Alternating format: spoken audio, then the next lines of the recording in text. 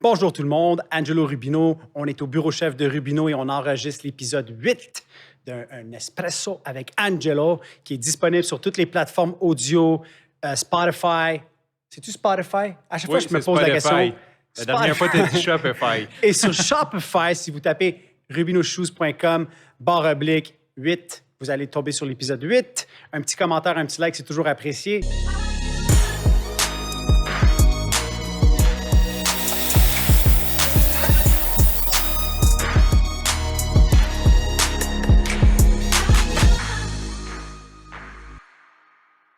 Aujourd'hui, on accueille une athlète olympique, une plongeuse qui voulait être gymnaste.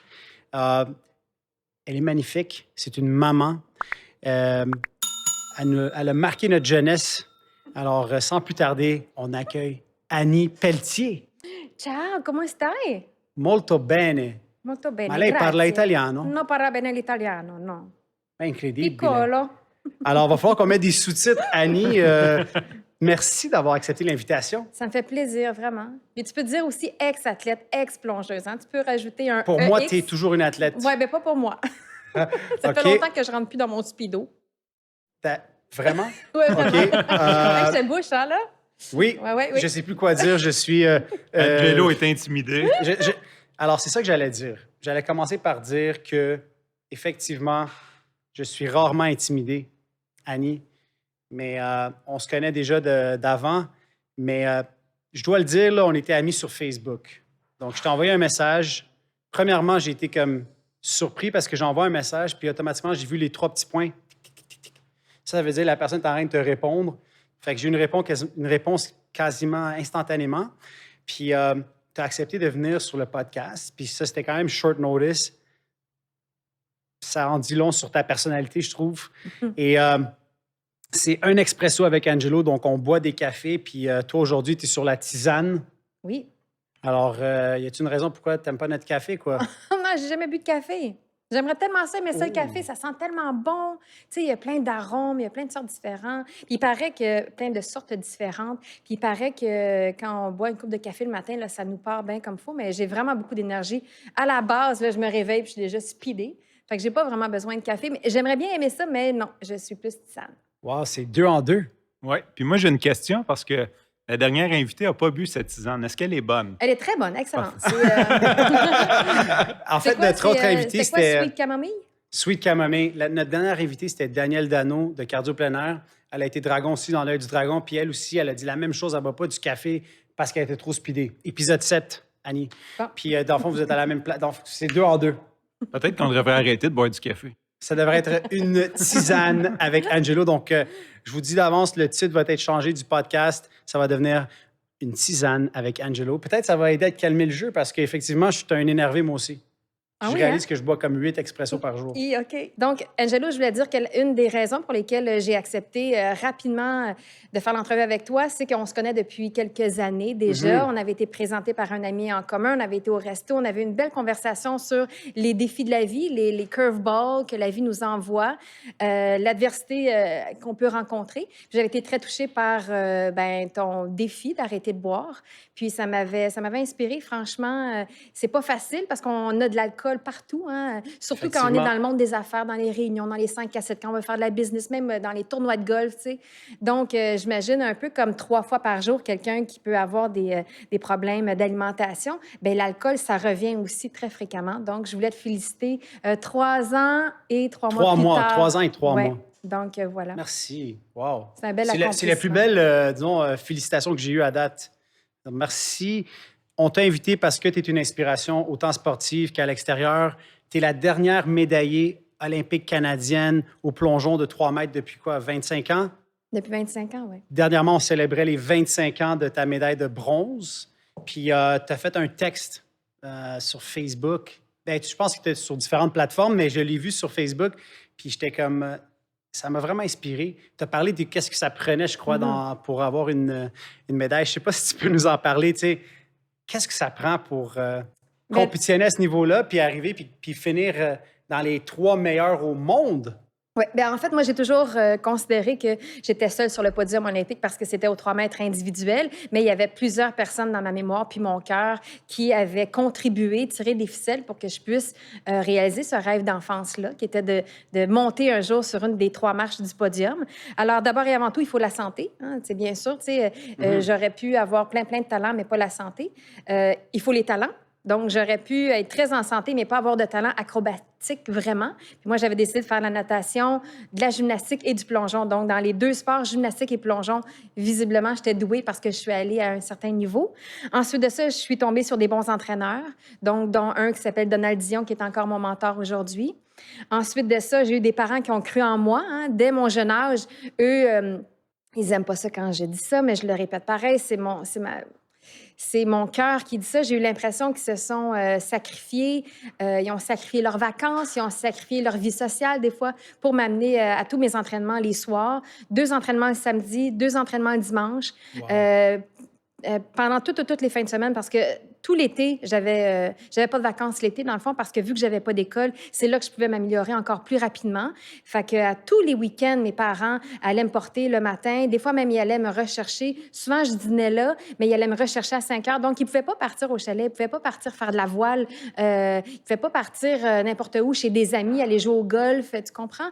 Donc, ils ont tout le temps été là, comme stand-by pour me permettre de me donner les outils nécessaires pour réaliser mes objectifs, puis éventuellement réaliser ce rêve-là d'enfance que j'avais. Donc, ils ont cru en ce rêve-là. Tu sais, quand on est jeune, là, les enfants, là, je sais, j'ai un petit garçon de 5 ans, il rêve à plein d'affaires. À toutes les semaines, son rêve, il change. Mais moi, il paraît que ça, c'est un rêve récurrent. Autant dans mon sommeil qu'éveillé, je parlais des Jeux olympiques, je parlais des anneaux olympiques qui me fascinaient. Je parlais de Nadia Comaneci, je voulais être comme elle, parfaite comme elle. Alors, mes parents, ils ont cru à ça, puis là, ils m'ont amené à la natation d'abord et avant tout dans un premier temps. Ensuite, gymnastique de 8 à 13. Et ensuite, le plongeon à partir de l'âge de 13 ans. Et là, ça a été un feu roulant, là, 9 ans et demi d'entraînement très, très intensif jusqu'à Atlanta 1996. Et les autres, ils ont toujours été là en parallèle à essayer de m'encourager. Puis des fois, ils avaient le goût de me freiner parce qu'ils trouvaient ça trop. J'étais fatiguée, j'étais cernée. J'étais un peu à part avec les amis. Ils se demandaient si j'avais une vie équilibrée. Mais pour atteindre le haut d'une pyramide, que ce soit dans le sport ou les affaires, c'est très difficile d'être équilibré. C'est un grand défi. Ça existe, ça se peut, mais c'est un grand défi. C'est un des filons de ce podcast, c'est justement, est-ce que c'est possible de trouver cet équilibre entre la famille, la business, puis aussi l'entraînement? Puis tantôt, on parlait un petit peu d'entraînement. On a parlé que Francis, qui est notre co-animateur, Francis, qui était à la base un producteur de podcast, maintenant, il est co-animateur. Puis son titre officiel, c'est l'anti-fou du roi, parce qu'en fait, lui, son but, c'est de calmer le jeu, parce que je suis déjà un petit peu énervé, il semblerait. Mais à date, ça va bien. Je pense que je parle plus que toi. On parle de, je sais pas moi, 15 années de travail acharné, d'entraînement. En tout, ouais. Pour, quoi, 45 secondes de gloire. Ah oui, c'est ça. C'est fou un peu comme ça. Il faut pas le voir comme ça, je pense. Mais c'est vraiment... Dans le fond, moi, j'ai fait 5, 10, 15. J'ai fait 15 plongeons qui duraient 2 secondes chaque. 5 en préliminaire, 5 en demi-finale, 5 en finale. Puis sur le total, là, la médaille, c'est vraiment les 10 des demi-finales et des finales qui comptaient. Fait que c'est 10 fois 2 secondes. Alors, c'est tout cet entraînement-là. Mais c'est pour ça qu'on dit souvent que le résultat, c'est quelque chose... C'est sûr que c'est le résultat qui fait que je suis ici avec vous à cause de la médaille. Tu sais, si j'avais terminé 8e, 4e, je serais peut-être même pas ici en train de vous en parler, tu comprends? Donc, le résultat a quand même son importance, mais c'est vraiment tout le bagage, c'est tout le parcours qui m'est resté par la suite dans ma vie. Parce qu'on parle beaucoup de questions de timing, hein, quand tu arrives, tu étais à la bonne place au bon moment, oui. Ça aurait pu être une fraction de seconde, puis ça aurait pu tout changer. Je parlais de ça dans mon statut Facebook aussi, que le timing, dans le sens que moi, j'ai comme raté un plongeon sur les 10, mais il y en a qui en ont raté 2 puis 3. Peut-être qu'on referait la compétition le lendemain, peut-être que j'aurais pu gagner ou arriver 2e, peut-être que j'aurais pu arriver 6e aussi. Exact. Fait que, tu sais, les Jeux olympiques, c'est comme un événement d'une journée. Tu es le meilleur au monde cette journée-là, tu le restes pendant 4 ans. Puis dans mon cas, depuis 25 ans, je suis comme la dernière médaillée aux 3 mètres individuels. Mais il y en aura d'autres, je suis convaincue, dans les années à venir. Mais c'est un bel accomplissement quand même. Oui, bien, je voulais intervenir parce que je parlais de calmer le jeu. Puis en préparation d'épisode, Angelo, on disait on va poser des questions. Puis là, on a pris les questions. Puis on a écouté, pour la préparation, on a écouté plusieurs entrevues que tu as données. Puis je dis, Annie, inquiète-toi pas. Je dis, elle va comme répondre aux questions avant que tu les On va poses. peut-être répondre à 8 questions en une. Fait Là, que ça se c'est peut. ça. On n'a même pas posé de questions encore. Non, puis tu as On est- parlé aussi de Nadia Gomeshi. Est-ce que je prononce bien? Non, Komeshi. Comaneci. Comaneci, tu vois? Oui. Je savais que c'était pas... j'étais carrément... Est-ce que tu peux donner un peu de contexte, c'est qui? Puis qu'est-ce... Parce que il y a des gens... Ben oui, les plus jeunes vont qui avoir savent pas aucune du idée tout. c'est qui. Exact. Donc, Nadia Comaneci, c'était une gymnaste qui, à l'âge de 4 ans, elle était originaire de la Roumanie, pendant les Jeux olympiques de 1976 à Montréal, donc dans le stade olympique. Ses compétitions, c'était dans l'ancien forum, si je me trompe pas, ou dans le vélodrome. Non, l'ancien forum, je pense, où était la gymnastique artistique. Et elle avait remporté plusieurs médailles d'or. Elle avait obtenu plusieurs notes parfaites de 10. Et moi, je pense que c'est les premières À 14 images... ans, je crois. À 14 ans, exact. Donc, c'est les premières images, à part l'hymne national qui passait à la télé, là, à Radio-Canada, qui était l'ouverture de la chaîne. Je ne sais pas si vous vous rappelez, on voyait Greg Joy qui faisait un saut en hauteur, qui réceptionnait sur le dos, sur les pieds. Puis là, après ça, il y avait 2 bébés qui se faisaient un câlin, dont un bébé qui bavait. Ça m'avait beaucoup, beaucoup inspiré quand j'étais jeune. Ça me touchait. J'avais l'impression que je faisais l'addition entre la victoire, ça veut dire rendre des bébés, des enfants heureux. Je faisais comme une... Puis c'est le montage, dans le fond, tu sais. Puis il y avait une plongeuse aussi qui plongeait dans un lac dans ce temps-là. Donc, c'était l'ouverture de la chaîne. Premières images qui me fascinaient pour la victoire, mais par rapport à la perfection, la gymnastique, le podium olympique, le léotard, le petit ruban, les fleurs, la médaille dans le cou, c'était Nadia. C'était ma première inspiration.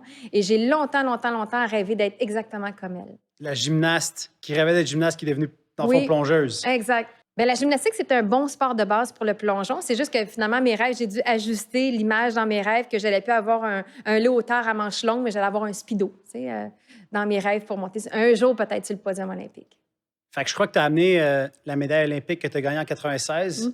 Puis est-ce que je peux le... Mais certainement. Parce que je pense que c'est le plus proche que je vais me rendre d'une médaille. Qu'est-ce que tu en penses, Francis?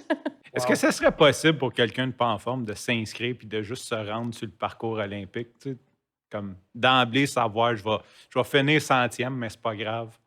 Ou c'est comme vraiment impossible? À la course, tu veux Ben, dire? à là, la parce course, que ou peu importe la discipline. là. Ben là, ça dépend de la discipline. Peut-être, je sais pas, commencer le tir à l'arc tout de suite, le tir.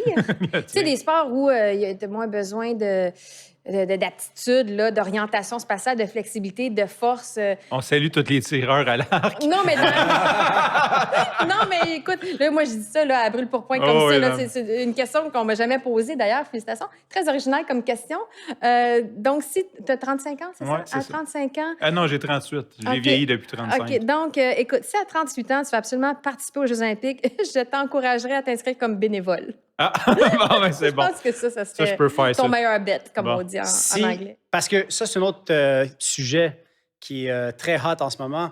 On parle des Jeux olympiques, puis on vient de faire le closure des Jeux de Tokyo. Je me posais la question parce qu'il y a de moins en moins de villes qui veulent hoster les Ouais. Jeux. Donc, est-ce que ça se pourrait qu'un jour les Jeux disparaissent ou en tout cas, la version qu'on a actuellement, elle n'existe plus? Ben moi, je pense que le Comité international olympique a vraiment un gros examen de conscience à faire sur qu'est-ce qui va advenir des Jeux olympiques. Tu sais, on ne peut pas continuer de cette façon-là, à ce rythme-là, en déplaçant des populations. Puis aussi, je ne sais pas si vous avez déjà vu des reportages, mais par exemple, si on regarde les Jeux olympiques d'Athènes en 2004, même les Jeux olympiques de Pékin en 2008, les Jeux de Sochi en 2014, il y a plein d'infrastructures qui ont été bâties juste pour les Jeux olympiques, en faisant croire à la population que ça allait servir aux générations futures, que ça allait être l'héritage et que donc on devait se serrer la ceinture, on devait investir dans l'avenue des Jeux olympiques et que finalement, après quelques années, quelques mois plus tard, c'est désuet, ça n'a pas été entretenu, il n'y a pas de club d'initiation, de judo, d'athlétisme, de plongeon dans ces infrastructures-là. Moi, je trouve que c'est un sacrilège. C'est vraiment même le mot encore plus fort, là, c'est un... comment on dit ça? Donc, plus fort qu'un sacrilège, ce serait quoi? C'est pas un drame, mais c'est inacceptable comme humanité Pas comme pays, là, comme humanité, là, d'accepter quelque chose comme ça. Tu sais, nos athlètes, on les a vus à Tokyo, là, ils nous ont inspirés, hein. On les a vus dans leur haut, dans leur bas. J'aime pas ça dire leur bas, j'aime mieux le dire leur apprentissage. On les a vus brailler, crier, se battre jusqu'à la dernière seconde. Ils nous ont inspirés, ils représentent notre pays, ils représentent chacun des pays impliqués. Je pense qu'on a le droit d'avoir une compétition digne de ce nom. Puis il va falloir changer les choses, changer la donne, parce que ça ne peut plus être seulement que les villes, tu sais, les mieux nantis qui acceptent les jeux. Puis même qui sont les mieux nantis, mais qui réussissent à tasser de la population qui est là, à faire des malheureux, puis à pas respecter des fois même les droits humains dans ces villes-là. Donc, on pourrait en parler longtemps, mais je pense que il va falloir avoir un moment donné un examen de conscience là, planétaire, là, pas juste au niveau du CIO, là, mais planétaire, à savoir qu'est-ce qu'on veut pour nos athlètes de pointe, puis pour nos modèles, c'est des modèles pour Parce que les générations futures. Après avoir participé au jeu, tu as fait une carrière dans les médias. Puis je crois que les derniers jeux que tu as couverts, c'était à Rio. Exact. Puis Rio, je pense que qu'est-ce qu'on vient de parler, c'était exactement ce phénomène-là. Aussi. Tu as les favelas, tu as des gens qui carrément meurent de faim. Oui. Puis là, on investit des milliards dans des infrastructures qui, finalement, ben, sont désuets ou ne sont pas utilisés. Qui sont pas récupérés, recyclés pour justement tous ces petits enfants-là, ces jeunes-là, tu sais, qui ont pas grand-chose dans le fond. Ils ont juste peut-être un genre même pas un vrai ballon de soccer pour jouer au soccer. Là, si au moins ils ont un terrain, puis qu'on commence à, tu sais, bien souvent là, quand les Jeux olympiques arrivent dans un pays, dans une ville, le pays, la ville, surtout le pays, va beaucoup investir pour leurs entraîneurs. Hein? On le voit ça. Ils vont aller chercher les meilleurs entraîneurs parce qu'ils veulent, tu sais, faire bonne figure. On l'a vu, je me rappelle un exemple flagrant, c'était aux Jeux olympiques de Sydney. Ça, c'est l'Australie, vous allez me dire, pays industrialisé. Mais en 2000, j'avais eu vraiment l'impression que l'Australie était ressortie du lot comme jamais, puis qu'ensuite, à tous les Jeux subséquents, ils se sont démarqués dans l'obtention de nombre de médailles. Même souvent, je pense qu'ils sont souvent en avant de nous, alors que je pense que c'est un pays qui pourrait être assez comparable à nous, tu sais. Ouais. Donc, c'est ça, j'aimerais bien voir ça au Brésil, qu'on a récupéré toutes les infrastructures et qu'on a investi dans la jeunesse, tu sais, au lieu de les laisser dans les rues, la prostitution, puis, tu sais, toute la pauvreté. C'est qu'on s'est servi de ça. Oui, ça a coûté cher, mais voici, ce serait le fun de penser puis d'être certain que c'est plus un investissement qu'une dépense. Ça devient du jetable, dans le fond. Ça devient du single-use infrastructure. Ça n'a pas de bon sens. On parle de recycler les pailles, là. Comment ça qu'on n'est pas capable de recycler un stade à je ne sais pas combien de millions? Annie, moi, je suis l'anti-fou du roi. Je suis là pour calmer le jeu et je voulais parler de maternité. Donc, mais c'est un sujet qui me touchait parce que tu as parlé sur un autre podcast que tu as eu ton enfant à 42 ans. Mm-hmm. Je t'ai dit que j'avais 38 ans, donc mes amis ont 40 ans, dans quarantaine-ish. Puis j'ai des amis filles, évidemment, qui ont manqué leur coup, qui ont abandonné. Puis ce que j'ai trouvé beau, c'est que tu as dit, moi, j'ai pas abandonné mon rêve. C'était ton rêve de femme. Ton rêve d'athlète, c'était d'avoir une médaille, d'aller aux Olympiques. Ton rêve de femme, c'était d'avoir une famille équilibrée. C'était aussi un rêve à ton père de voir sa fille maman. Fait que j'aimerais que tu nous parles. C'est quoi devenir maman dans quarantaine, dans le fond? Je pourrais pas faire de comparaison avec qu'est-ce que c'est de l'être dans la vingtaine ou la trentaine, on s'entend. J'en ai eu juste un, puis ça a été à 41 ans et j'ai eu 42 ans 2 semaines après avoir accouché. J'ai accouché le 8 décembre 2015, puis le 22 décembre, c'était ma fête, donc j'ai eu 42 ans. Bien, évidemment que tu le chéris, ce bébé-là. Hein? Tu l'aimes comme la prunelle de tes yeux, comme on dit. Mais toutes les mamans, je pense que c'est le cas. Mais quand tu l'as attendu si longtemps, moi, je rêvais d'avoir un enfant. J'avais 19-20 ans. Là. J'allais magasiner dans les boutiques de linge d'enfant, déjà à Place Versailles. Là. Puis là, je rentrais dans les boutiques puis je me disais, j'espère quand je vais accoucher que telle affaire va être encore à mode. J'avais vraiment mais je te jure, j'avais une obsession parce que moi, je capotais sur Top Gun puis je rêvais. Un autre rêve que j'avais quand j'étais petite, c'était d'être la première pilote de chasse féminine au Québec. Ça, c'était comme un rêve j'ai pas réalisé. Mais j'ai fait un vol en F-18, par exemple, après la médaille olympique. Mais donc, suite au film Top Gun, que j'ai adoré, je capotais sur les avions beaucoup plus que sur Tom Cruise, il y avait les petits manteaux en cuir. Écoute, le petit manteau en cuir avec le col en fourrure, là, pas en fourrure, mais en mouton, là, avec les ailes de pilote, puis les patchs, là, les écussons là, d'armée, puis tout ça. Puis je capotais là-dessus. Moi-même, j'en avais un. Imagine, je suis une fille. Moi-même, j'en avais un que je portais avec un T-shirt blanc. J'avais même un béret Ah, je peux pas croire, j'ai pas de photo de ça. Mais, Il va falloir qu'on trouve une photo dans les archives. oui, je me sentais vraiment comme mi-Maverick, je sais pas trop qui, là, tu sais. Mi-Annie, mi-Maverick. Puis donc, c'est ça. Donc, dès mon jeune âge, tu sais, je rêvais d'avoir une immense bédaine, d'être enceinte jusqu'aux oreilles, que ça soit lourd, de marcher un peu, tu sais, d'avoir la misère à m'asseoir, à me lever. Puis le pire, c'est que ça n'a pas été comme ça du tout. J'ai eu vraiment une grossesse magnifique. J'étais en super forme. J'étais super de bonne humeur, super heureuse. Beaucoup d'hormones de bonheur, là, tu sais, dans mon corps.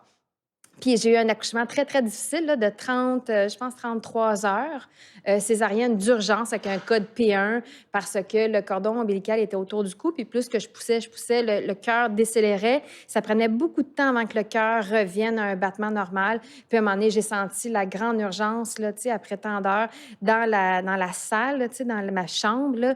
Ils ont dit, OK, code P1, let's go, on s'en va en haut.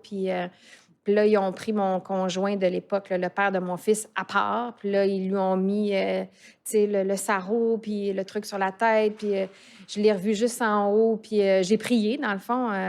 Ouais, je prie souvent, mais là, j'ai prié doublement. Je peux vous le dire, là, tu sais. Je me disais, hey, j'ai pas attendu toutes ces années-là pour le perdre, là, tu sais, ça se peut pas, tu sais, ça se peut pas. Puis finalement, à 8h30, là, on l'a entendu faire son premier cri, puis avec une bonne poussée, puis là, j'ai dit, c'est quoi? Parce que je savais pas le sexe, tu sais, c'était vraiment une surprise. Puis là, le père s'est levé, puis il a dit, ah, c'était un petit gars. Puis là, j'ai dit, yes! Là, j'étais bien contente. Il est en santé, il a tout ses orteils. Puis là, ça a pris une fraction de ça. Ça n'a pas pris beaucoup de temps. Ils sont venus me le porter. Puis j'ai été avec peut-être, je sais pas, ça m'a paru 1 minute peut-être. Puis ensuite, ils l'ont repris parce que, tu sais, au niveau de ses poumons, son cœur, ils l'ont remis dans un incubateur pendant jusqu'à 1h30 du matin. Puis moi, je me suis réveillée, tu sais, après ça, on m'a amenée dans une petite salle de réveil, là. Puis j'étais comme entre les deux, hein, parce qu'ils donnent des médicaments. Puis là, j'étais toute seule, c'était un mardi soir. Il n'y a pas un chat au CHUM, c'était l'ancien CHUM. C'était un peu désuet aussi comme endroit. Il y avait un concierge qui ramassait, tu sais, qui passait la mop, là, qui n'était pas très loin. Il y avait une infirmière, tu sais, qui passait de temps en temps, mais j'étais comme tout seul au monde. Puis j'avais une espèce de gros ventre. Puis j'étais un peu mélangée à savoir, j'ai-tu accouché? Ça s'est bien passé? Oui, ça s'est bien passé. Oh, ils me l'ont mis à côté, mais comment ça que mon ventre est encore gros? Je suis en train de rêver. Et là, tu sais, les images dans ta tête. Puis finalement, non, on est venu me voir, on prenait ma pression, tout était beau. Je suis retournée dans la chambre. Puis ça a paru une éternité là, avant qu'à 1h30, il y a une infirmière qui, comme on dit en anglais, sneaky in. Puis elle a dit, est-ce que tu as vu ton bébé? J'ai dit, non, j'ai pas encore vu mon bébé. Tu sais, j'avais vu... Elle dit, je suis pas supposée faire ça, mais je vais aller te le chercher quelques minutes. Puis là, elle est venue me l'amener. Puis là, on a pris des photos, mes premières photos que j'ai qui sont sur mon Facebook. Là. Puis ensuite, elle l'a ramené. Puis elle dit, peut-être une demi-heure après, elle l'a ramené. Elle a dit, OK, là, il est correct, il est super. Fait qu'ils l'ont laissé dans la chambre. Mais ça, ce moment-là, là, c'était indescriptible. Indescriptible, là. J'avais les yeux ouverts, le bébé qui dort là. J'avais un gros ventre encore. Le bébé, il est là. Je le regarde, il me ressemble pas en tout. Il ressemblait vraiment au père, tu sais. Il me ressemblait pas du tout. Puis j'avais de la misère à figurer là, que c'est mon enfant. C'est ma chair, c'est ce que j'ai tout le temps. Puis là, avec les médicaments puis la fatigue, ça faisait 2 nuits collées, 2 nuits blanches que j'avais vécues. Parce que j'étais tellement énervée du dimanche au lundi, j'ai pas dormi. Puis du lundi au mardi, il m'avait mis sur un genre d'éponge là, pour faire dilater le col. Fait que là, c'était une autre nuit blanche. J'avais jamais fait ça de ma vie, passer 2 nuits blanches collées. J'avais de la misère à m'en remettre après une nuit blanche. Fait que là, j'étais vraiment... je m'assoupissais, puis là, je me réveillais, puis là, le bébé était encore là. Puis là, le père se levait souvent pour aller voir s'il respirait. Là, tu sais, c'est cliché, là, mais c'est ça. Ah, on hein. fait tous ça. Ouais. On fait tout ça. Hein? Puis là, avec le... Tu sais, on regarde. C'est Puis, correct. Mais surtout que je pense qu'à l'hôpital, là, ça, c'est intéressant. Ils te mettent tellement des peurs. Tu sais, ils te parlent du syndrome du bébé. Je sais la pas mort comment subite, là. la mort C'est non, oui. subite. Ils te parlent de tellement de choses que je pense que tu arrives puis tu es comme déjà sur les nerfs puis tu es un Bien, nouveau c'est parent. sûr. Puis... Puis tu as Fait que- travaillé tellement fort, tu l'as attendu pendant tellement longtemps, puis tu vois que c'est tellement fragile, tu dis c'est tellement vulnérable, tu sais, là, tu as la responsabilité entière de ce petit être-là, tu sais. Sans toi, c'est terminé, il meurt, là, tu sais, littéralement, là. Fait que, et puis je me rappelle la première fois que je l'ai allaité, là, oh mon Dieu, je pleurais tellement, là. Hey, je pleurais, puis ça faisait mal en plus. Puis je pleurais de mal, puis d'émotion, puis de fatigue. J'étais très, très fatiguée après. Puis c'était très douloureux, la césarienne. Oh mon Dieu, Seigneur, c'était les premiers jours, là. sais, il fallait que je le prenne, ça. J'étais même juste comme éternuer, tousser, ça faisait mal en bas. Puis tu sais, aller à la salle de bain, c'était... ouais. Je vous confirme, mais Oui. pas que j'ai eu une césarienne, mais ma copine, elle a eu une césarienne aussi Ouais. d'urgence comme ça. Puis ben, on a un petit gars de 6 mois, 7 mois aujourd'hui. Ouais. Fait que, ouais, je sais que c'est très C'est difficile. très exigeant. Mais écoute, ça a pris peut-être, je te dirais, 2 mois. Là. Après 2 mois, là, j'étais revenue pas mal enfant. Mais les 2 premiers mois, je peux pas dire que on dirait que j'ai pas tant savouré parce que j'étais en douleur, sous médication, exténuée de me lever à toutes les 2, 3, 4 heures. Je me rappelle même plus c'était au combien d'heures. Mais si c'était à refaire, j'aimerais ça peser sur pause. Puis, tu sais, mais bon. On peut le faire en post-production. Ouais, oui, c'est juste en post-production qu'on peut faire ça, peser sur pause. C'est ça. Je sais que tu l'as dit au début, tu peux pas comparer à la vingtaine, mais Ouais. selon toi, c'est quoi les avantages d'avoir un enfant dans la quarantaine? Ah, bien, selon moi, c'est l'appréciation, c'est le fait d'être capable de mettre la priorité sur ta famille, alors que tu sais, ma seule ambition, c'est drôle parce qu'on me posait la question par après, quand je suis retournée au travail, quels sont tes objectifs, Annie, tu sais, pour les prochaines années? Où est-ce que tu te vois dans 10 ans? Quelles sont tes ambitions? Puis là, ma réponse, c'est tout le temps, je n'ai pas d'ambition, aucune ambition autre que vivre une vie équilibrée, réussir ma vie de mère, être une bonne maman, dévouée, présente, allumée, informée, puis le plus possible équilibrée. Là, il va y avoir des hauts, des bas. C'est de gérer mes émotions, de lui donner le bon coffre à outils comme mes parents ont fait. Essayer de peut-être pas reproduire certaines affaires que j'ai moins aimées de mes parents, puis essayer de reproduire des choses qui m'ont vraiment aidé que mes parents ont faites. Là, essai-erreur aussi, puis de me pardonner certaines erreurs que j'aurais fait au cours de l'éducation de mon enfant, puis de me taper dans le dos quand je suis une bonne maman. C'est ça mon ambition, c'est de voguer à travers la vie. Puis évidemment, j'ai un travail à la Fondation que j'adore, mais ma plus grande ambition, c'est, dans le fond, réussir ma vie. Tu sais, c'est simple comme ça, mais c'est tout un défi. C'est rendu un podcast vraiment féminin parce que nos invités, la plupart, ça a été des femmes, soit des femmes en affaires. Maintenant, on a eu une athlète ou ex-athlète, si tu préfères. Puis aussi, maintenant, dans le domaine des affaires, puis avec la Fondation, les communications. Et j'aimerais ça qu'on reparle un petit peu des Jeux olympiques puis de la nouvelle réalité parce qu'on a vu qu'aujourd'hui, il y a les réseaux sociaux. Puis tu en as parlé aussi dernièrement, comment il y a comme cette pression-là, mais tu l'as au quotidien sur ton appareil, sur ton téléphone. Ouais. Alors que toi, quand tu es allé à Atlanta, je crois que quelques semaines avant ta compétition, tu n'as pas fait d'entrevue. Tu t'es comme... Exactement. Fait que il y a une nouvelle réalité. Oui. Puis en plus, cette année, il y avait la réalité du COVID. Puis j'imagine que ça devait être un autre level, un autre, tu sais, comme, je te dirais comme stressant, là, tu sais, tu dois passer des tests, puis là, peut-être je ne passerai pas mon test. Là, j'ai un rêve olympique, ça fait 15 ans que je m'entraîne pour cette compétition-là, mais ça se peut que j'ai un test positif à la COVID, donc je ne pourrais pas participer. Fait que, est-ce que tu peux nous parler de ça un petit peu, la nouvelle réalité des athlètes? Bien, la nouvelle réalité des athlètes, ils sont tous, ou à peu près, là, surtout les athlètes très, très visibles, là, des petites PME en soi. Hein, ils ont des commanditaires, ils ont des agents, ils ont des gens qui vont faire leurs médias sociaux pour eux. Des fois pour eux, des fois l'athlète le fait aussi lui-même, puis des fois, il y a l'agente derrière. Là, de toute façon, on voit la différence des textes, là, souvent, quand c'est l'agente puis quand c'est l'athlète. Mais tout ça pour dire que ce sont des petites PME qui se gèrent, qui gèrent leur image, et qui ont beaucoup d'attentes parce qu'ils ont beaucoup plus de visibilité que dans le temps. Tu sais, moi, j'avais TVA, Radio-Canada, TQS, je pense, dans le temps, en 96 et RDS. Il n'y avait pas de plateforme, évidemment. Il y avait la radio aussi, mais tu comprends qu'ils ont beaucoup plus d'exposure, de visibilité aujourd'hui. Et je pense que ça peut venir avec des attentes. Et ça, c'est une affaire, tu sais. J'entendais dernièrement des journalistes dire « Ouais, les athlètes ont beaucoup plus de pression aujourd'hui que dans le temps. » Mais en même temps, je trouve que l'athlète est responsable de la pression des fois qu'il a parce que j'ai entendu plusieurs athlètes, puis on n'aimera pas de nom, c'est pas ça le but, mais parler de résultats. Tu sais, si là, pendant 1 an ou 2, tu fais des reportages, tu fais des bios, tu fais des topos sur toi, tu acceptes de faire toutes les entrevues inimaginables pour parler de toi parce que tu as des commanditaires, puis tu as des engagements, tout ça, puis tu parles toujours de résultats. C'est toi-même, ça vient de toi-même. C'est toi qui dis, moi, mon objectif à Tokyo, c'est telle position, c'est ci, c'est ça, c'est ci, c'est ça.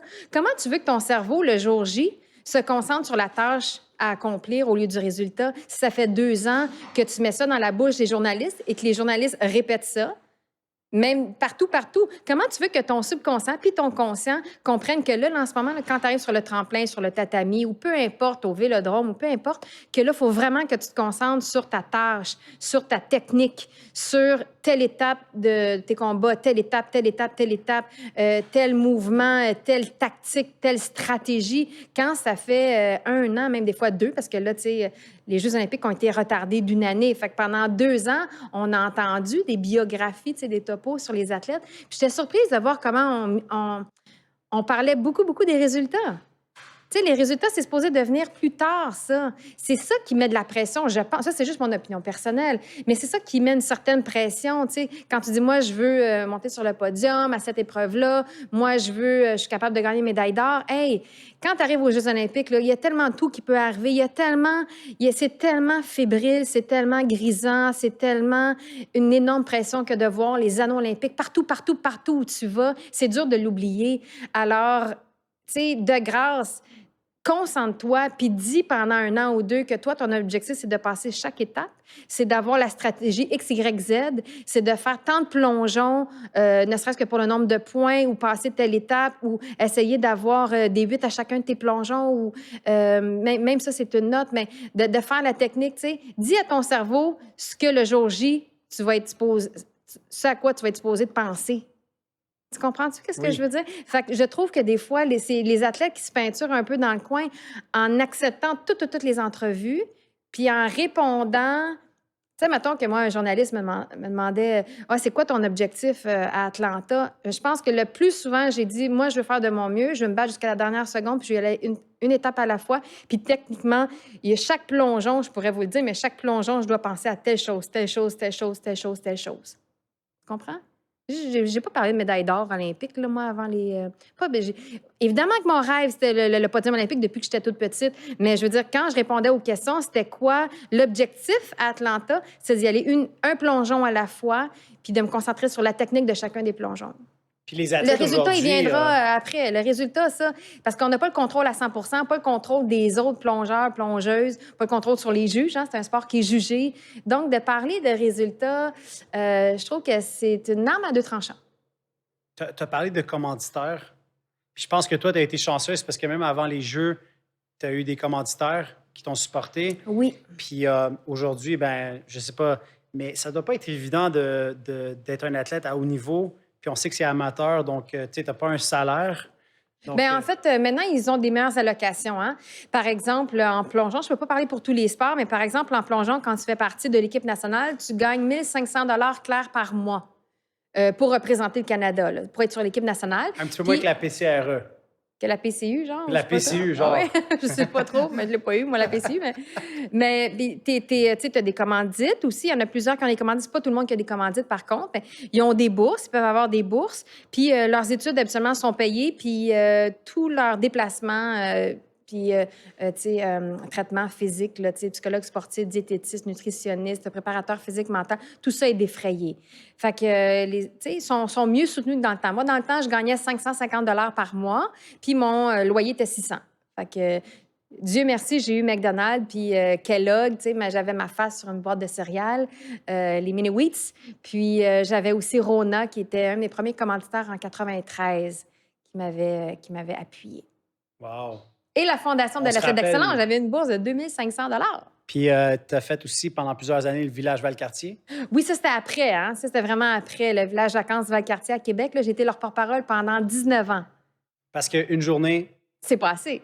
Puis, je me rappelle, parce que tu en as parlé, qu'il y a des gens, des fois, qui te reconnaissaient par rapport à l'annonce du village Valcartier, oui. Mais dans le fond, ils étaient plus jeunes, donc ils ne connaissaient pas que tu étais... Non, exactement. Ils disaient « Hey, maman, c'est la madame des glissades! » Ils disaient ça à l'épicerie. Puis là, moi, j'entendais ça, puis je me retournais.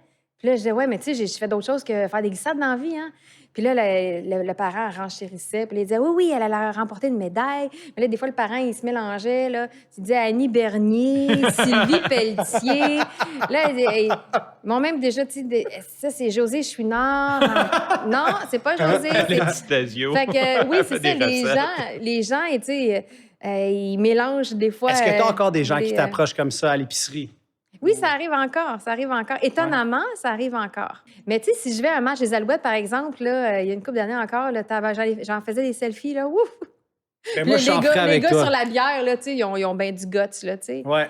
Après 3-4 bières, là, ils sont pas mal moins gênés. Puis, hey, allez, moi, là, j'avais ton poster dans ma chambre.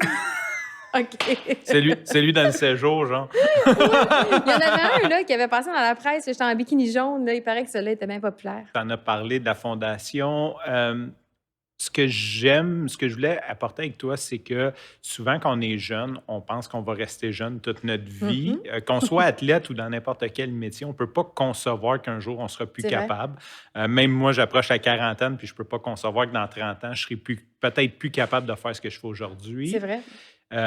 Puis surtout comme toi, tu parlais de 9 ans à 22 ans, ça doit être un concept de comprendre que après, je serai plus, tu sais, comme je vais aller aux Olympiques, puis après ma carrière est finie, il faut que je prenne une retraite de ça, et il y a un plan B. Puis je sais qu'une partie de la fondation, c'est d'aider les jeunes avec ce plan-là. Fait que je voulais savoir comment vous aidez ces jeunes athlètes-là à prévoir l'avenir? Comment vous les conscientisez qu'ils n'auront pas la vie éternelle d'athlète?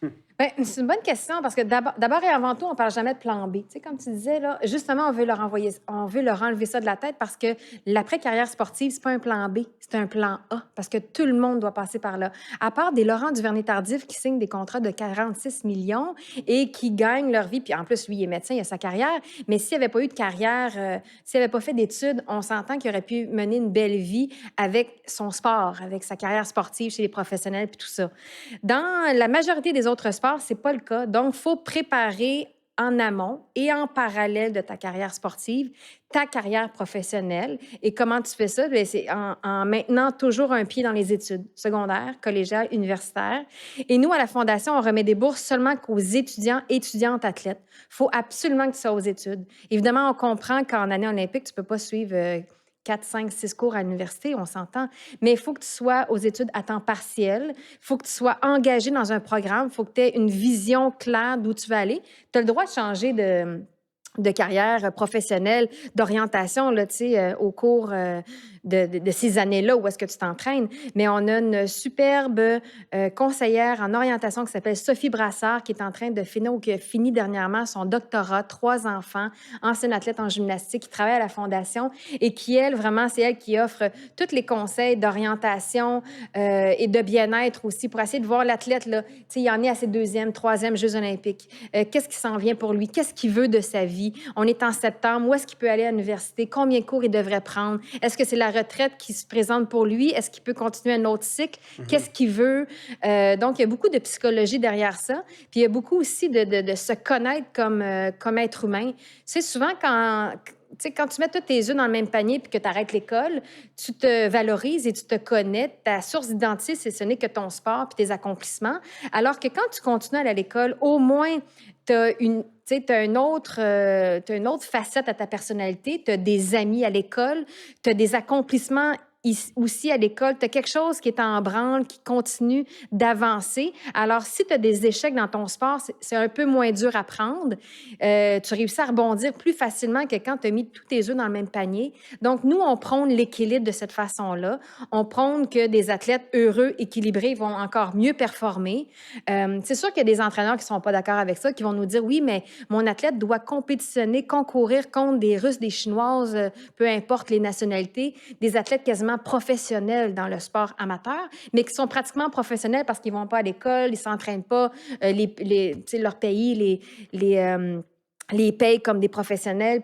Mais nous, au Canada, puis au Québec, c'est pas notre philosophie. On veut que nos athlètes de pointe, nos Olympiens, nos médailles olympiques, nos athlètes collégiaux, nos athlètes universitaires, les fameux carabins, le rouge et or, tous ces athlètes-là, on veut qu'ils deviennent des leaders. On veut qu'ils deviennent des leaders actifs dans notre communauté. On veut que ça soit un investissement pour notre communauté. On veut pas que ces athlètes-là tombent en dépression, puis qu'il n'y ait plus rien devant eux, puis qu'ils sombrent, puis qu'ils soient voués à des emplois précaires parce qu'ils ont arrêté en secondaire 5 ou en deuxième année de cégep, qui n'ont pas de DEC, qui n'ont pas de diplôme universitaire. Tu sais, moi, je fais partie des privilégiés.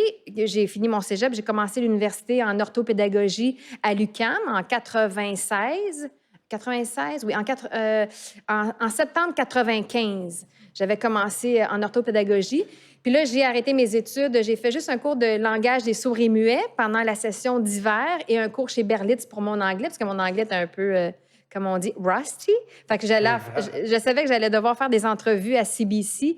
Puis j'en avais déjà des demandes. Fait que j'ai voulu perfectionner mon anglais. Je suis allée aux Jeux olympiques, puis ensuite, je m'étais dit, bon, je retourne à l'université en septembre. Puis finalement, ma vie a pris un tout autre envol. J'ai décidé de plonger dans l'univers des communications. Puis donc, j'ai pas fini mon bac à l'université. Mais c'est assez exceptionnel. Tu sais, j'ai réussi à avoir une carrière, mais j'ai travaillé fort, j'ai bûché pareil. Là. Tu sais, même si je suis pas allée à l'université, j'ai fait l'école Promédia, puis ensuite, je l'ai appris à la dure à la télévision aussi, avec des commentaires des fois assez acerbes sur ma façon de faire. Puis je suis allée prendre des cours d'addiction, comme on disait tantôt, des cours de pose de voix. Et j'ai pris des cours de doublage aussi. Puis je me suis regardée sur mes cassettes, puis je me suis auto-flagellée, auto-critiquée. Puis je me suis pratiquée pour essayer d'améliorer ces habiletés-là. Radio-Canada m'avait donné une chance pour être analyste en 2000 à Sydney. Ensuite, j'ai fait tous les Jeux jusqu'à Rio, comme tu le disais tantôt. Donc... tout ça pour dire qu'à la Fondation de l'athlète d'excellence, on prône vraiment la préparation de l'après-carrière sportive pendant que tu es athlète, puis on les sensibilise dès qu'ils sont boursiers. Donc, pour la majorité, c'est à 12, 13, 14, 15 ans, c'est là qu'on les sensibilise. Puis souvent, c'est moi qui va faire le pitch, qui va faire parce que j'anime tous les événements de la Fondation. Donc, ça va être mon rôle de dire, écoutez, je sais qu'en ce moment, tu as 15 ans, tu es dans la fleur de l'âge, tu sais, puis même, tu n'as aucunement atteint ton pic dans ton sport. C'est sûr que tu ne penses pas assez à la retraite sportive, mais ça peut arriver beaucoup plus vite que tu penses. Peut-être que tu vas faire 4 Jeux olympiques, ça se peut.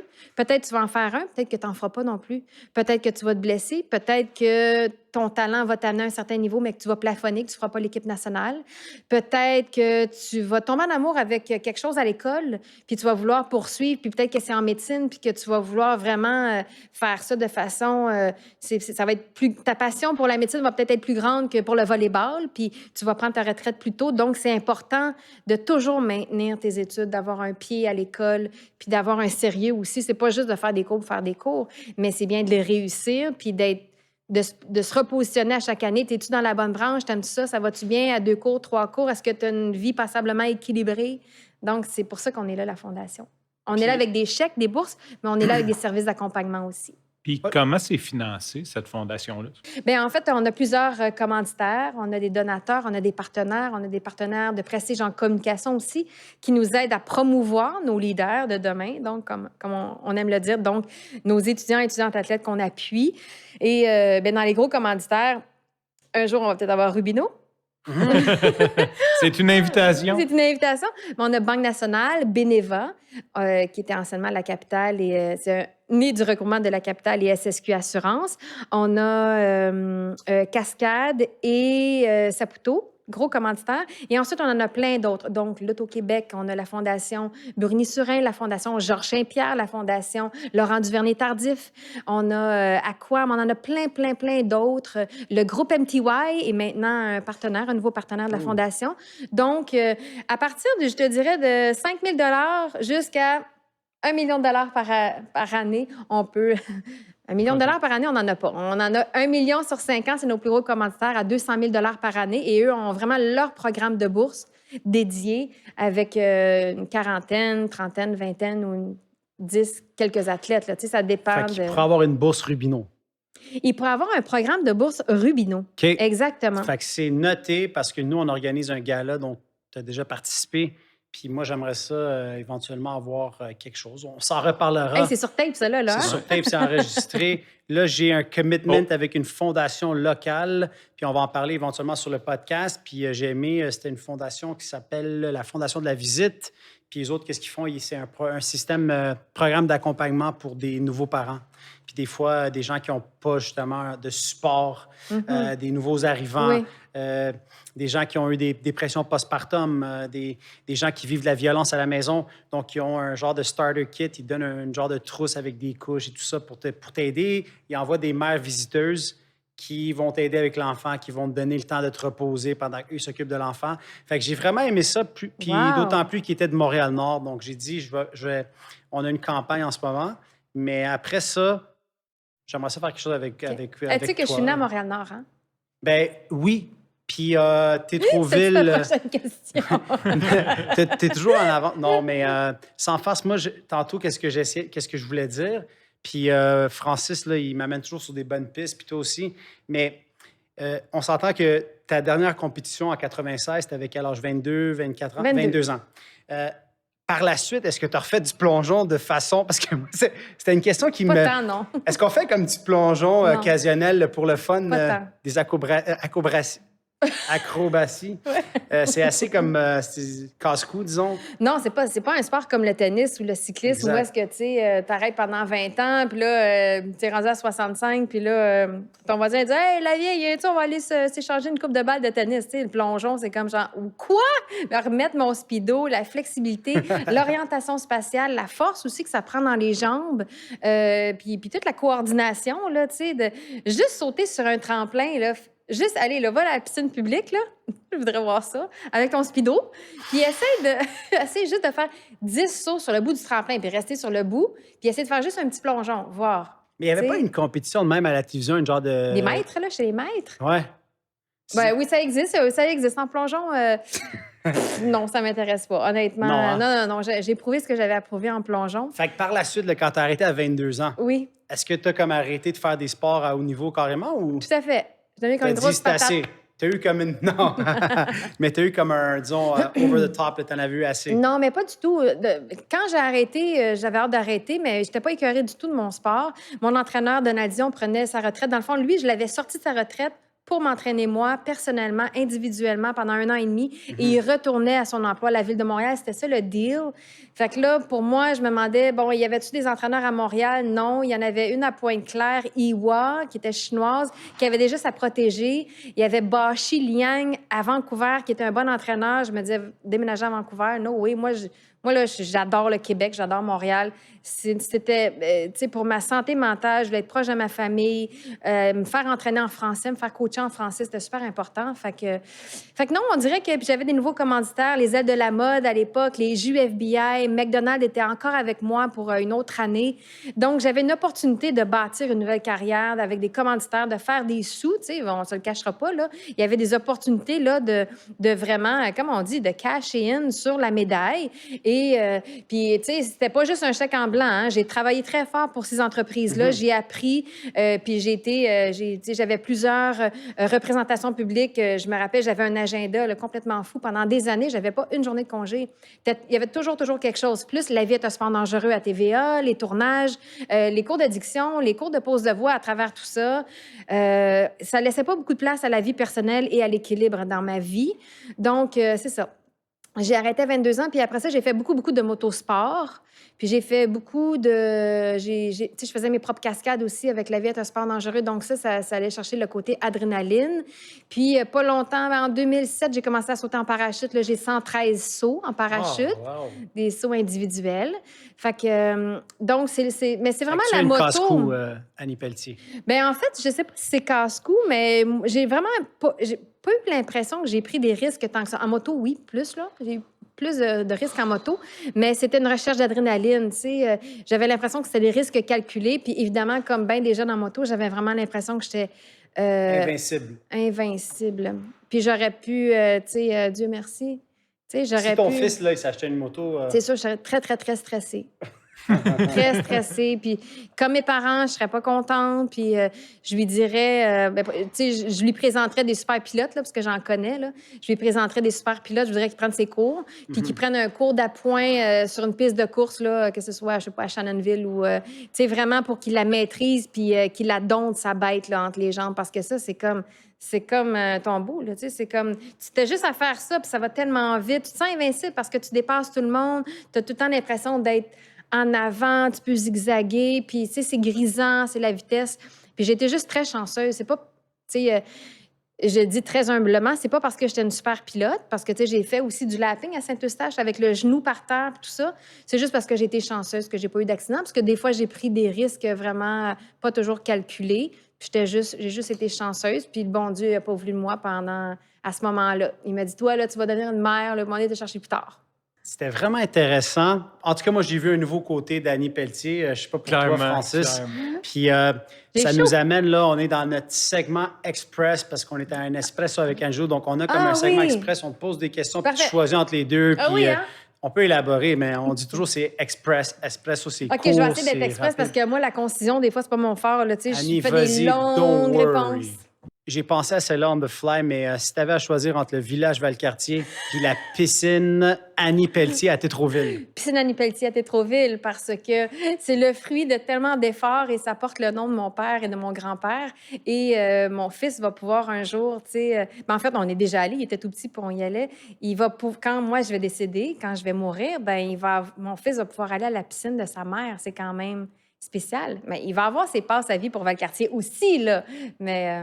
Tu peux t'imaginer 2 générations plus tard? Ça, c'est comme, mettons, les petits-enfants de ton fils. Tu sais, comme quelqu'un que tu n'as jamais connu. Je ne sais pas si des fois, les édifices, des fois, ils changent de nom. Oui, mais c'est juste qu'il y a des scandales. C'est Jean Roson. Est-ce qu'il y a un scandale, Annie? Y a-t-il des squelettes dans le placard? Mais pas encore, j'espère que non. Fait qu'Annie, t'as sauté en speedo pendant plusieurs années. Si tu avais à choisir entre un maillot de 2 pièces ou une pièce? En ce moment, une pièce. On ne dira pas pourquoi. On est chez Rubino, puis tu sais, ici, on vend des chaussures à la base. Si tu avais à choisir entre des talons ou des sneakers? Elle a eu une boîte vide. Alors, j'ai choisi la gougoune que j'ai portée toute ma vie sur le bord de la piscine. Mais là, tu vois, je suis allée un petit peu fancy, féminin, avec un petit peu de glitters, un petit peu de brillant. Donc ça, c'est le choix d'Annie Pelletier. On dirait quasiment qu'il y a comme une petite couleur de médaille bronze d'or. ici. C'est quoi le modèle? Alors, on va voir si ça match, Annie. Si tu peux voir avec la médaille, là. Il faut qu'on voit si ça match avec ta médaille. Fait que le choix d'Annie Pelletier, c'est le Michael Kors MK Slide. Oui, vous pouvez voir à la caméra Annie qui est en train de montrer la médaille de bronze avec la MK Slide. Donc, magnifique, Annie. Très beau choix. Merci. Moi, je voudrais Quand juste Annie est allée dans l'entrepôt, by the way, là, elle m'a dit, moi, je veux pas quelque chose qui flash. Finalement, ça flash. Finalement, oui, il y a un petit côté... Moi, j'aimerais faire une parenthèse parce que d'habitude, ils demandent sneakers, talons hauts. Puis j'ai dit, vu qu'elle est plongeuse, on pourrait peut-être demander si elle veut des gougounes. Puis on a barré gougounes. J'ai dit, ça porte quoi une plongeuse? On a dit des gougounes. Ça comme... Non, mais j'ai tellement mal au dos là, que les talons hauts, là, c'est un vrai supplice. Là. J'adore s'en porter, mais j'en porte jamais très, très longtemps. D'habitude, ce que je fais, c'est que j'arrive en petite ballerine, je mets les talons hauts pour rentrer ici, là, puis faire tout ça. Là, puis ensuite de ça, aussitôt que j'arrive dans mon auto, je remets mes ballerines ou mes gougounes. Mais là, tu vas avoir tes gougounes Michael Kors. Ouais. C'est des slides parce que tu as dit que tu n'aimes pas savoir rien entre tes orteils. Exactement. Fait que là, t'es bien équipé. Merci. Si tu avais à choisir entre McDo puis Kellogg. Parce que tantôt, tu m'as dit que t'arrives. C'est ça. C'est ça que j'allais dire. J'allais du McDo. Puis j'ai commandé une poutine. Puis j'ai demandé un extra sauce avec un McFlurry Oreo. My God, c'est santé, ça, Annie. Antithèse. Tu sais, toi, t'es l'antithèse du fou du roi, puis moi, je suis l'antithèse de l'athlète de haut niveau. Fait que le choix... Les athlètes, ils mangent du McDo de temps en temps. Mm-hmm. Ouais. Mais visiblement, moi, je regarde le côté de ma taille avec ta caméra. Je pense que j'ai mangé plus de McDo que de Mini Wheats dernièrement. Non. Moi, je dois dire que you look really good. J'ai rien à dire. Je vais pas en rajouter. Moi aussi. On va pouvoir le couper si vous voulez. Non, way. C'est drôle. C'est naturel. Il faut s'assumer. Tu sais, je vais avoir 50 ans là, dans 2 ans. Fait que... En tout cas, je suis sûr qu'il y a pas mal de femmes au Québec que si on dit tu vas ressembler à Annie Pelletier à 47 ans, je pense qu'ils vont signer tout de suite, puis done there, been there, Ouais, done c'est that. clair. Merci bien. Entre les deux chansons, Amsterdam ou Don't Stop Believing, si tu avais une chanson que tu peux écouter pour le reste de ta Pour vie. le reste de ma vie, Don't Stop Believing, parce que Amsterdam, c'est la chanson sur laquelle mon père a voulu mourir, grâce à l'aide médicale à mourir. Donc, pour moi, c'est marqué au fer rouge dans mon cœur, cette chanson. Je vais juste entendre les premières notes de la chanson de Jacques Brel, là, puis moi, je suis pas une fille qui pleure souvent, là, mais ça vient tellement me chercher, là. Puis je pleure avec des grosses larmes parce que je revois la scène des injections quand il est décédé. Je revois le râlement qu'il y a eu. Je vois le moment où il est la mort. Là, j'avais jamais vu ça, moi, avant la mort. Fait que ça me fait penser à ça. Mais c'est imprégné dans mon cœur. Mais Don't Stop Believing, ben c'est tout au long de ma vie, je m'accroche à mes objectifs, à mes ambitions de réussir ma vie, d'être équilibrée, d'être une bonne maman, d'être sévère de temps en temps, puis d'être flexible d'autres moments, puis de donner le meilleur coffre à outils à mon petit garçon, c'est puis de croire en lui, tu sais, Don't Stop Believing, de croire en lui, de respecter sa personnalité, son rythme, puis d'apprendre à bien le connaître aussi, tu sais. Je commence à voir des traits de personnalité de mon gars, puis plus il vieillit, plus je suis vraiment capable de faire ce que je veux. Tu sais, quand, mettons, je voulais lui enseigner la natation, c'est moi qui lui ai enseigné à nager. Puis au début, tu sais, j'ai poussé un peu parce que c'est important, tu sais, la noyade, tout ça, ça me fait tellement peur. J'ai une piscine à la maison. Puis à un moment donné, j'ai comme compris, lui, tu dois le pousser, arrêter, tu remets le flotteur. Il processe ça dans... Je sais pas si c'est un bon mot en français. Il traite ça. Il traite ça dans sa tête, OK? Puis là, tous les soirs, je lui en parlais de l'importance pourquoi il fallait savoir nager, puis tout ça. Puis à un moment donné, de lui-même, il a enlevé son flotteur, puis il a mis en pratique tout ce qu'on avait pratiqué, puis il a fait une longueur. Fait que puis je m'aperçois qu'en vélo aussi, il est comme ça. Il a besoin de temps. Tu lui montres des affaires, il tombe. Là, il reste sur ses gardes. Là, après ça, il ne veut plus en faire. Il ne veut plus en faire du tout. Puis là, moi, je ne l'achale pas avec ça. Puis là, à un moment donné, je recommence à lui parler de ça. Hey, ça serait fun qu'on pratique le vélo, tu sais. La dernière fois, là, tu étais capable de bien freiner puis de mettre tes 2 pieds par terre. Tu n'as fait aucune chute la dernière fois qu'on a pratiqué, tu te rappelles? Donc, lui rappeler ses bons coups. Puis, fait que c'est ça, je me sens des fois comme une coach, entre guillemets, mais surtout une maman. C'est la meilleure job au monde, je pense. C'est la même plus pas rémunéré. Ah, ben avec ses sourires, ses fous rires, c'est là notre paye. Hein? Quand on les voit heureux, quand on les voit épanouis, quand on les voit sur la bonne voie, qui sont capables d'aller vers les gens. Tu sais, mon petit garçon, déjà, il est empathique, il est doux aussi. Il aime les plus petits que lui, il fait attention aux filles, aux bébés. Ça, là, ça me réjouit parce que je me dis que je sème des bonnes graines, là, tu sais, dans les messages que j'essaie de lui passer. Puis c'est ça ma paye. Be kind to everybody. Ouais. Moi aussi, j'essaie de passer ça. Gagner une médaille olympique pour le Québec ou le Canada. C'est pas politique, là. Oui, sure. Écoute, c'est tellement... je me rappelle quand j'étais jeune, on parlait beaucoup de l'indépendance, ça, puis je me disais, hey, tu sais, s'il fallait que le Québec devienne indépendant, je ferais l'équipe olympique tout de suite, assurément, parce que j'étais la meilleure au Québec, tu sais, aux 3 mètres à ce moment-là. Mais le Canada, pour moi, ça fait partie de mes souvenirs d'enfance, tu sais. Quand je me voyais sur le podium olympique, j'avais le manteau Canada, puis j'avais la feuille d'érable. Puis quand j'ai reçu mon premier manteau de l'équipe canadienne, c'était un réel accomplissement.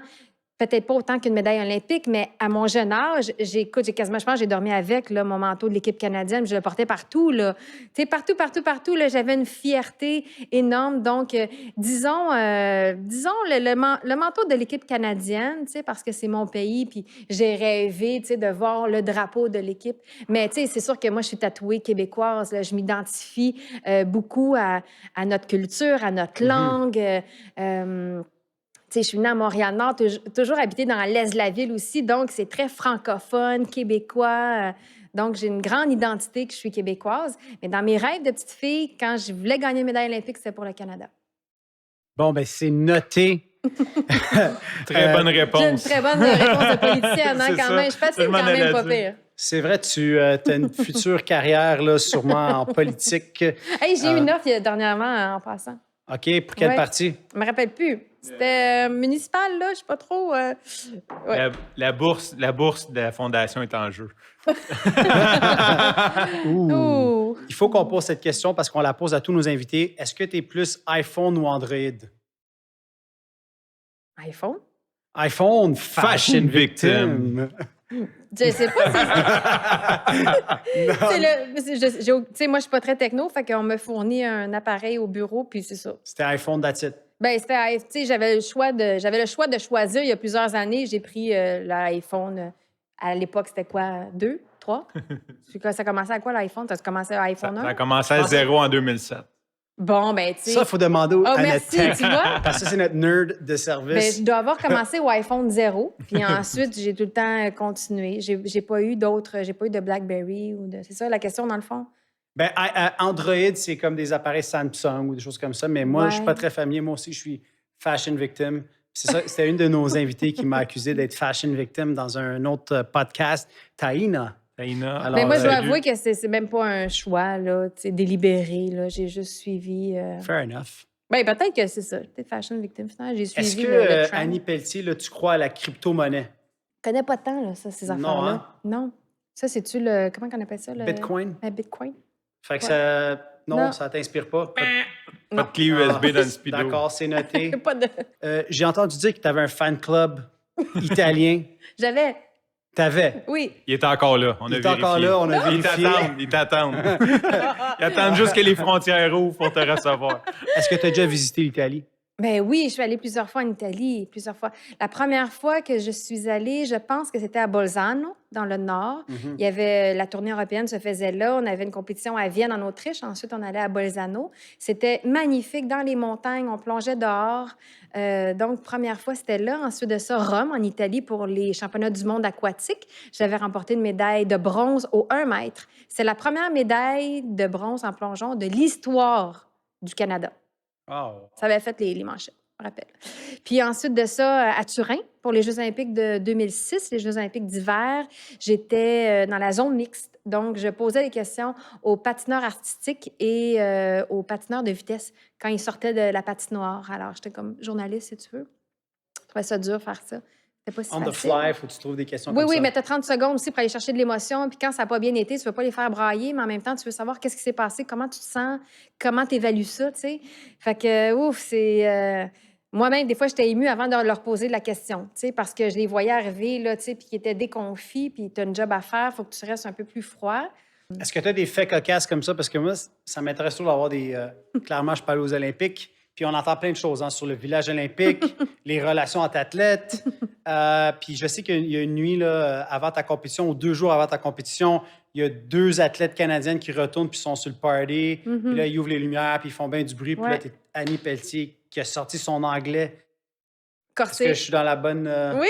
Puis là, tu leur as dit, hey, ça va faire. Mhm. Fait que ça brasse un petit peu dans le village. Ben, oui, c'est ça. Et qu'est-ce qui arrive, c'est que les athlètes, quand ils ont terminé, je sais pas, ça devait pas être comme ça à Tokyo, on s'entend, là, tu sais, mais il y a beaucoup de distractions au village olympique, hein, pour les compétiteurs quand ils ont terminé, pour les athlètes, pour les officiels, les bénévoles, pour les gens qui vont voir. Tu sais, c'est un gros happening, hein, c'est un happening planétaire, là, les Jeux olympiques. Carrément. Puis il y a Tout le beaucoup monde- de testostérone, puis il y a beaucoup de Ben, c'est parce que d'hormones. Puis... tous les gars et les filles qui se retrouvent là, bien souvent, c'est les meilleurs dans leur sport et ils sont doués, ils sont bien souvent beaux, en forme, en santé, on s'entend, intelligents. Ils ont un aura aussi, bien souvent, pour en arriver aux Jeux olympiques, de remporter d'autres compétitions avant, là, tu sais, pour la majorité. Donc, tu sais, il y a beaucoup il y a beaucoup d'hormones, il y a beaucoup d'ego, il y a beaucoup d'aura qui se... Mais, tu sais, je peux juste vous dire que moi, tu sais, je suis partie avant la fin. Tu sais, tout de suite, je pense, quelques jours après, mes agents de l'époque, qui étaient Paul Wilson, qui travaille chez le Canadien de Montréal, puis Daniel Lamarre, qui est au Cirque du Soleil aujourd'hui, c'était ces 2 personnes-là qui s'occupaient de ma carrière chez National, parce que National avait le compte de McDonald's. Donc, par la bande, ils m'aidaient, ils géraient mes contrats. Puis eux avaient décidé de me faire revenir avant la cérémonie de fermeture, donc avant le méga party, pour pouvoir bénéficier de tout l'impact médiatique, là, de toute la visibilité que je pouvais avoir. Donc, je suis arrivée quasiment seule là, à l'aéroport au lieu de partager, tu sais, avec plein d'autres médaillés. Donc, ça a été une belle stratégie qui a fait en sorte que j'ai eu énormément de visibilité puis énormément d'impact. Puis, j'ai pas eu le temps de faire le party. J'ai fait le party plusieurs années plus tard, je pense. Fait que t'as pas d'événements croustillants comme ça qui s'est Non, passé j'ai pas à Atlanta. d'événement croustillant, mais j'ai un souvenir qui reste indélébile, c'est qu'à un moment donné, je suis à la cafétéria, puis quelques jours avant ma compétition, là, peut-être 2 jours avant ma compétition, je suis en train de manger mon fameux spaghetti, parce que je mangeais toujours du spaghetti. J'étais sûre de le digérer, fait que je mangeais toujours la même affaire. Du griot le matin, avec la cassonade que j'avais amenée du Québec, puis du spaghetti, bolognaise, genre.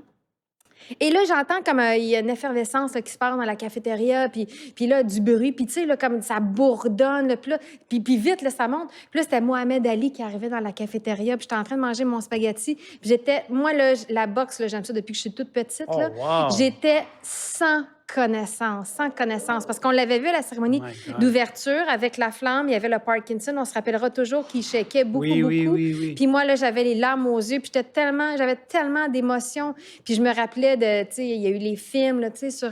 bien, il y a eu le film de Will Smith, je pense que c'est après que c'est sorti, pas avant 96, mais il y a eu des films sur sa vie, il y a eu des vidéos, il était un peu cocky, un peu arrogant, tu sais, mais il était beau comme un cœur. Moi, là, je capotais sur Mohamed Ali. Quand j'étais jeune, je le trouvais tellement beau, là.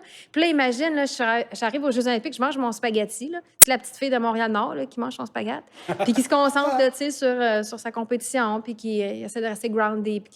Puis là, tu entends tout ça, puis là, tu vois toutes les caméras, tu sais, qui le suivent, puis là, l'attroupement autour, puis je vais toujours m'en rappeler, toujours. Je le regardais, là, comme avec des grands yeux. Puis là, je suis allée pas loin, là, tu sais. Il est allé s'asseoir à la table, puis là, il répondait à des questions. Puis moi, j'étais là dans l'eau, là. Je regardais ça, puis je vais jamais oublier ce moment-là.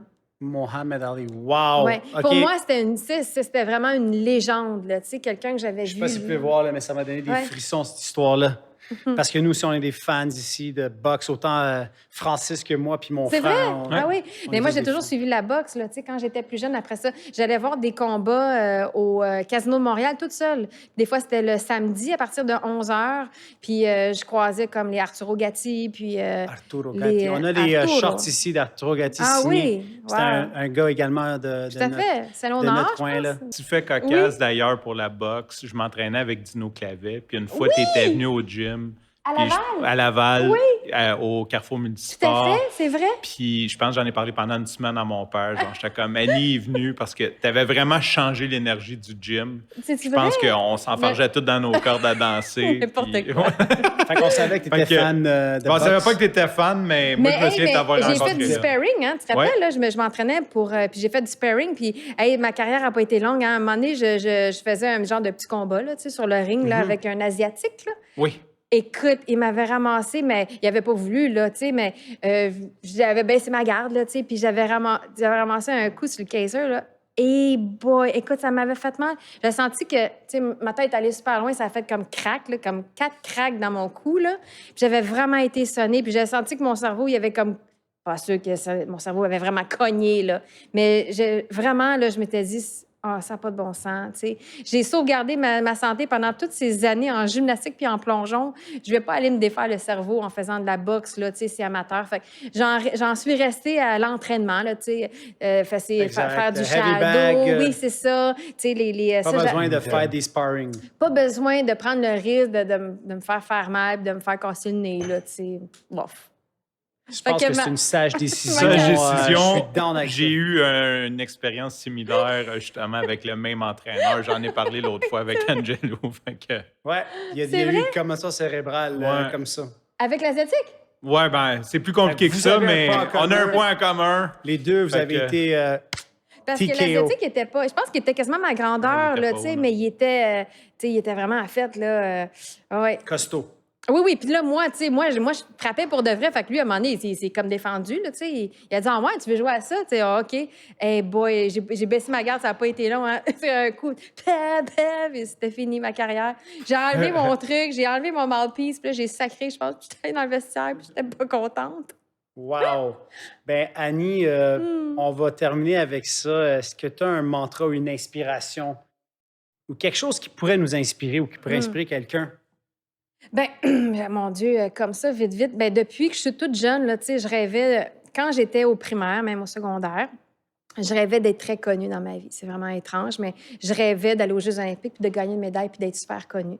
Puis déjà, au secondaire, je pratiquais mon autographe. Je pratiquais ma signature que j'allais faire.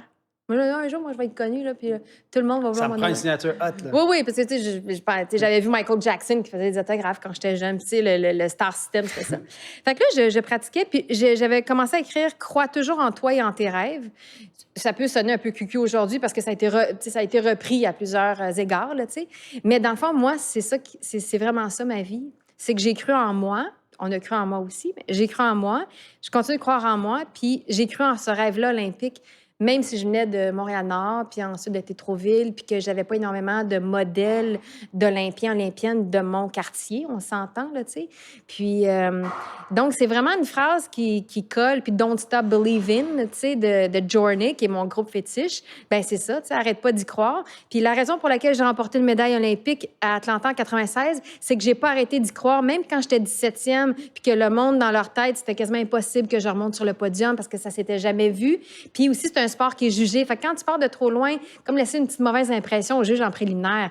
Mais moi, j'y croyais depuis que j'étais tellement toute petite à ce rêve-là que je me disais, je peux pas abandonner la veille parce que là, je suis 17e, tu sais. Fait que j'étais comme un train. Fait que on dirait que dans ma vie, c'est comme si je m'accroche, tu sais, pour la maternité, j'y ai cru.